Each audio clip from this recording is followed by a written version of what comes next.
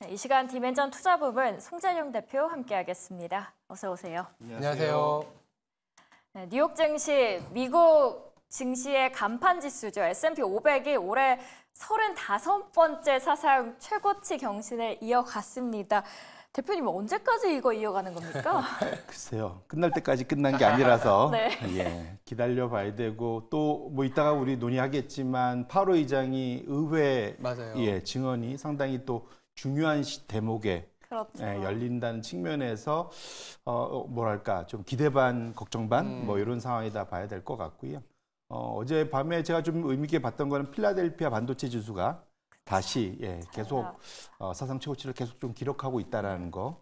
이런 것들이 어쨌든 우리나라 시장 반도체 나라지 않습니까? 우리나라 입장에서는 그런 측면에서는 오늘도 좀 순풍을 좀 기대해 본다 이렇게 말씀드립니다. 그래도 미국 증시가 이제 사상 최고치의 흐름을 이어가 주다 보니까 그렇죠. 어려운 환경에서도 우리 증시도 지금 2,900 가까이 올라와 있습니다. 이 어려운 환경을 만들었던 게 사실 통화정책이었고 글로벌 중앙은행들의 변화가 속속들이 나오고 있습니다. 사실 코로나 팬데믹 이후에 인플레이션이 가속화되면서 거의 모든 중앙은행이 다 긴축을 했고 이로 인해서 약간 경기가 조금씩은 둔화되고 있는 분위기죠. 맞습니다. 이게 저도 이렇게 따져보니까 벌써 한 4년 반 됐더라고요. 벌써 거의 5년 가까이 되는 동안 잠깐 우리가 복습해보면 이게 코로나 터지면서 이게 빠르게 역대급 재정 부양책들을 엄청나게 찍어냈죠. 그래서 돈을 뿌렸고 통화정책은 제로금리로 갔고 중앙은행들이 이러면서 엄청나게 많은 돈들이 되게 그 당시에 또 잘 기억해 보시면 공급망이 다 적체 병목이었어요. 그러다 보니까 엄청나게 늘어난 돈들이 적은 그 제품들을 쫓다 보니까 이러다 보니까 인플레이션이 50년 만에 부활을 했고 이것을 이제 다시 인플레이션은 모든 사람한테 고통이거든요. 그러다 보니까 그 망령을 잠재우기 위해서 또 역대급으로 금리를 인상하면서 긴축을 전 세계 중앙은행들이 굳이 이렇게 말하면 물가와의 전쟁의 전선을 구축했다고 해야 될까요? 이렇게 하면서 상당 기간 지금까지 유지되어 왔던 것이 지난 약 5년간의 흐름이었다 이렇게 정리해 볼 수 있을 것 같습니다. 문제는 이 긴축이 장기화되고 있습니다. 그러면서 여기저기서 경기가 빠르게 둔화되고 있는 모습이 나타나고 있다라는 거겠죠. 맞습니다. 이게 경기가 이제 과열됐다가 이제 식히는 이제 국면에 가 있는데 이게 이제 우리가 볼 수 있는 대표적인 지표가 우리가 전에도 여러 번 봤던 경제 서프라이즈 지수. 그러니까 예상치보다 실제 경제 지표가 더 잘 나오냐, 못 나오느냐. 이걸 가지고 볼 수 있는데 차트는 제가 지금 세계 경제 서프라이즈 지수랑 미국 경제 서프라이즈 지수를 갖고 왔는데요. 결론적으로 워낙 장기 차트라서 잘 안 보실 텐데 결론적으로는 지금 음의 영역으로 다 가 있다. 이게 무슨 말이냐면 지금 예상보다 실제치가 안 나온 게 상당히 못 나온 게 상당히 오랜 기간 지난다면서 미국은 마이너스 47.3, 지난 한 5년, 6년 중에 가장 낮은 수준까지 내려와 있고요. 미국 이러다 보니까 전 세계적으로 세계도 마이너스 8로 전반적으로는 예상보다 실제치가 안 좋은 경제 지표가 결국 이제 시키는데 중앙은행들이 적어도 성공은 했다 볼 수 있을 것 같습니다.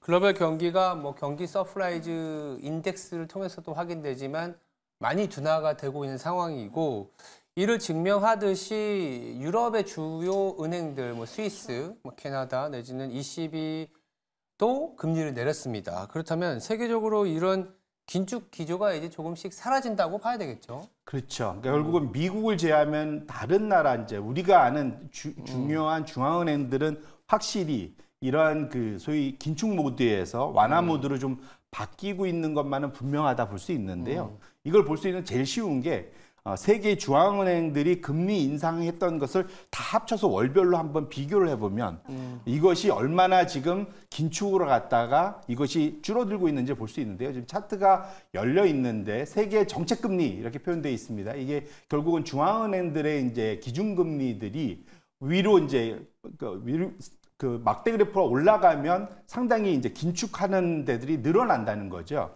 이것이 2020년 10월에 아예 없었던 것부터 시작을 해서 최고점이 2022년도 10월이었습니다. 이때 보시면 9월이었습니다. 이때 보시면 35회, 미국만 혼자 한 게 아니라 미국 포함해서 전 세계 중앙은행들이 다 금리 인상을 그달에 많이 했던 걸 다 합쳐봤더니 35군데나 이렇게 모여 있었다라는 건데요.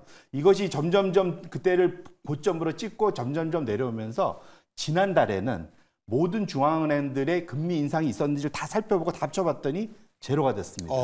드디어 이제 전 세계적으로 더 이상 긴축은 없는 그런 첫 달이 지난달에 시작됐다는 측면에서는 상당히 좀 의미 있는 변곡점에 와 있는 것만은 분명하다 이렇게 말씀드립니다. 지금 여기에다가 금리 인하하는 국가들 또한 보입니다. 뭐 예를 들어서 스위스 있고요, 캐나다 있었죠. 여기에 경제 서프라이즈 지수가 재반등을 하고 있는데요. 경제 예상보다 다시 개선될 수가 있을까요? 이 개선이 돼야죠. 돼야죠. 예, 맞습니다. 지금은 경기 과열로 갔다가 미국은 아직은 이제 긴축 모드를 유지하고 있지만 네. 일부에서는 이게 너무 긴축이 세다 보니까 이게 너무 빨리 식단부터 차가워지는 거 아니냐. 이게 차가워지면 안 되잖아요. 그러다 보니까 전반적으로 다시 이걸 어느 정도 뜨겁지도 차지도 않는 골디락스를 만들기 위해서 지금 금리를 다시 인하하는 그런 것들이 지적해 주신 대로 지금 여러 군데 주요 미국 빼고는 다 나타나고 있는데요. 결론적으로는 이런 것들이 모이다 보면 시차를 두고 말씀 주신 경기가 되살아나는 모습. 그래서 대표적으로 우리가 볼 수 있는 게 세계 제조 PMI가 있습니다. 아시겠지만 이것이 앞으로 더 좋아질 거야, 안 좋아질 거야 물어보면 더 좋아진다고 하면 위로 올라가는 거고 50 이상으로 가는 거고 아니면 50 이하로 내려가는 겁니다. 이것이 이제 사실은 뭐에 대해서 후행을 하는 거냐면 세계 금리 인하 횟수 3개월을 합산하는 것이 하늘색 선인데 이것이 이제 늘어나면 늘어날수록 금리 인하가 늘어나면 늘어날수록 결국은 시장에다가 돈을 풀어주는 거죠. 결국은 완화가 되는 거고 이것이 지금 8개월 시차인데 시차를 두고 결국은 세계 제조 PMI를 끌어올린다. 결론적으로는 경기가 다시 부양되는 역할이 되겠죠. 그래서 지금 다행스럽게 생각하는 건 이제 글로벌 긴축 모드가 끝났고 일부에서는 완화 모드로 되돌아가고 있다는 측면에서 이것이 잘 이 악위가 맞는다면 앞으로 하반기에는 우려했던 침체보다는 제조업이 다시 되살아나는 모습도 한번 기대해 볼 수 있겠다 이렇게 말씀을 드립니다. 네, 저렇게 글로벌 중앙은행의 변화를 통해서 후행적으로 경기가 살아나는 모습을 기대하는데 그래도 이 나라의 움직임이 중요합니다. 미국. 네. 연준의 스탠스가 어떻게 나타났냐가 상당히 중요한데 이번 주에 파월의 의회 증언과 CPI가 있기 때문에 이 부분을 이슈로 다뤄봐야 될 텐데요. 이미 미국 고용지표 지난주에 보면 경기 침체 우려 신호들이 좀 쏙쏙들이 나오고 있는 것 같습니다. 맞습니다. 제가 이미 어제도 보여드렸고 지난주도 그렇고 여러 가지 이제 경기가 둔화되다 못해 침체가 되는 이게 침체가 그냥 쉽게 생각해서 침체지 사람들이 일자리를 잃는다는 거잖아요. 맞아요. 예, 이게 상당히 좀 심각한 얘기인데 이것이 이제 안 일어나게 하는 것이 연준의 대표적인 목표입니다. 물가 잡는 것도 중요하지만 최대 고용을 유지하는 것도 연준의 목표거든요. 근데 지난 55년간 이게 안 좋은 또 이제 대표적인 숫자 하나가 미국의 정규직 풀타임 잡이라고 하죠. 정규직의 전년 동월 대비 증가율이 마이너스 1.2까지 내려왔다. 2월 달 이후에 지금 최초로 마이너스로 내려갔거든요. 근데 이것이 중요한 게 뭐냐면 지난 한 5, 60년 이 긴 장기 차트에서 이 파란색 선이 마이너스 아래로 내려갔을 때 단 한 번도 예외 없이 침체가 나타났었다는 거죠. 이게 이제 어찌 보면 상당히 중요한 지표인데 결국은 정규직을 못 뽑을 정도로 풀타임 잡이 줄어들고 다 임시직으로 간다는 얘기는 상당히 지금 고용 시장 자체가 빠르게 둔화되고 있는 것만은 분명할 것 같고요.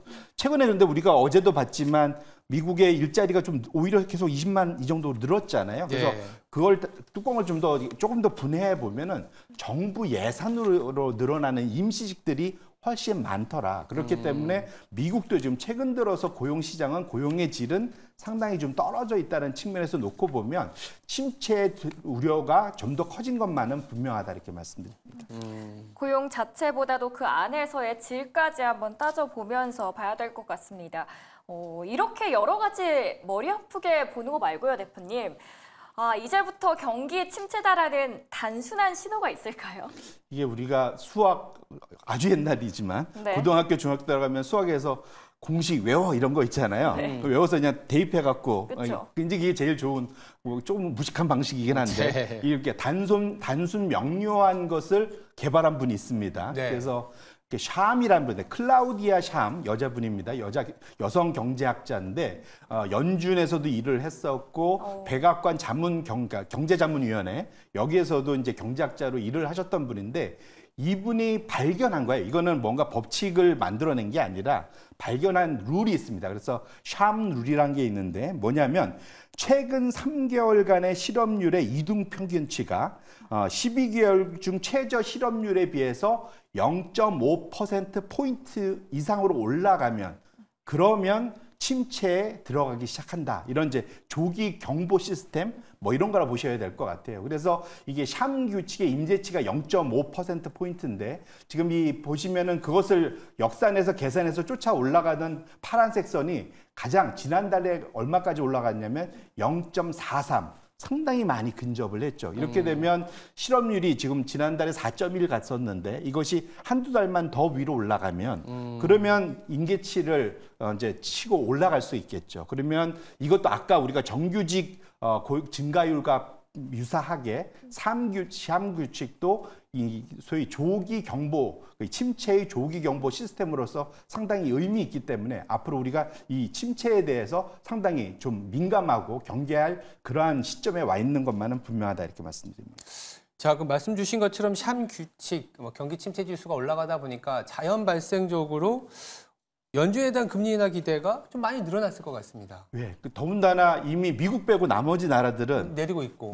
아까 우리가 본 대로 시작을 했잖아요. 네. 그러니까 더 압력이 가할 거고요. 또 올해 또 11월에 대선이 있습니다. 맞아요. 지금 집권 여당인 민주당 입장에서는 지금 대통령 후보도 좀 왔다 갔다 하는 측면에서 지난 4년 가까이 상당히 자기네들은 인플레이션 잘하고 경쟁 잘했다고 했는데 네. 지금 그 소위 유권자들, 미국의 유권자들은 상당히 점수, 평가가 박한 상황이지 않습니까? 이러다 보니까 이번 의회 때 아마 그 어느 때보다도 이게 그 3월, 6월 정도 뭐 이렇게 해서 1년에 2번 정도 그러니까 연준 의장을 불러다가 의회에서 좋게 말하면 현재 상황을 보고받는 거고 나쁘게 말하면 추궁하는 거예요. 또 왜 더 잘못해? 막 이렇게 이제 추궁하는 건데 이게 지금 이번엔 더군다나 상당히 다들 지금 곤두서 있는 상황이지 않습니까? 그러다 보니까 의원들의 압력이 상당히 강할 수밖에 없는 그런 상황이다. 이렇게 보셔야 될 것 같습니다. 네.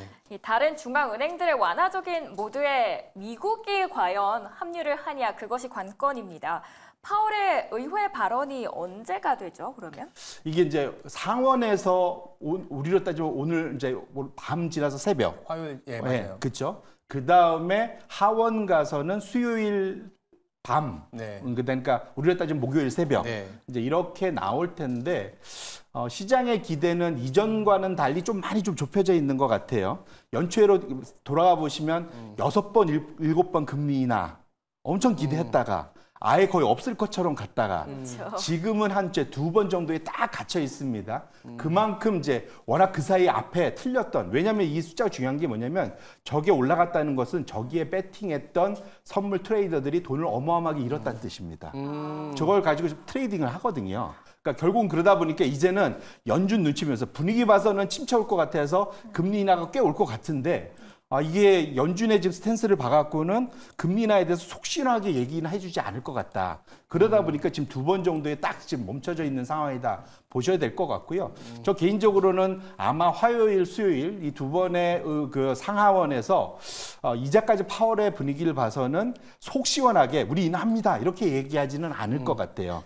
똑같이 앞으로의 상황은 좋아졌지만 인하에 할 수 있는 가능성은 높아졌지만 좀 더 우린 시간이 필요해요. 그러니까 물가와의 전쟁에서 승리했다는 증거가 필요해요. 이런 대답을 할 가능성이 높아서 만에 하나, 근데 제 예상과 달리 인하에 확실한 근거를 준다면 시장에 확실한 훈풍은 될 것 같은데 저 개인적으로 너무 기대를 하면 이게 실망도 크기 때문에 좀 더 좀 지켜보실 필요가 있겠다 이렇게 말씀드립니다. 파월의 입에 주목해 보도록 하겠습니다.